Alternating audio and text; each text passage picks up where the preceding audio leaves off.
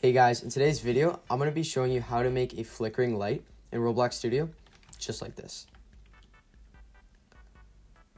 So you can build the light however you like it. For example, I just spent a little bit of time making this, but I'm going to be showing you how to make the flickering light part. The first thing I'm going to do is go to the home and insert the part. Inside our workspace here, we are going to rename it. I'm going to call this light block. Then we're going to hover over it and click the plus sign next to it. And then we're going to insert a script. Once the script is underneath the light block, we're going to go onto it and delete print hello world. And we're going to make our first variable. Local light block equals script dot parent. This connects the code to the light. We are going to make a while loop called while true do, then light dot material equals enum dot material, and then we're going to make it neon. You can make the material of your light anything you want, but I'm going to make it neon. Next, we're going to change the light color. A nice color I like to use is linen. We're going to make it equal color 3 dot from RGB. And then in these brackets, you can put any color you want for your first light.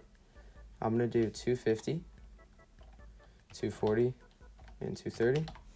This will give me a nice linen. Make sure you put light in front of this dot. That was my mistake. I named it light block, so it needs to be light block. Now we're going to do a task.wait function. This will make it wait before we alter to the next light. In this example, I'm going to do 3 seconds. You can do whatever you want. Next, we're going to make our other version of the light that's turned off. So we're going to do light block dot material. And then we're going to do equals enum dot material dot glass. This is going to make the light off be glass. And then we're just going to do task.wait again. And then I'm going to do 1 second. So this is going to take 1 second for it to switch back on again. Again, you can change this to anything you like. Now if we go and we click play, this light should be on for 3 seconds and then flicker off, just like that. And as you can see, the light flickers.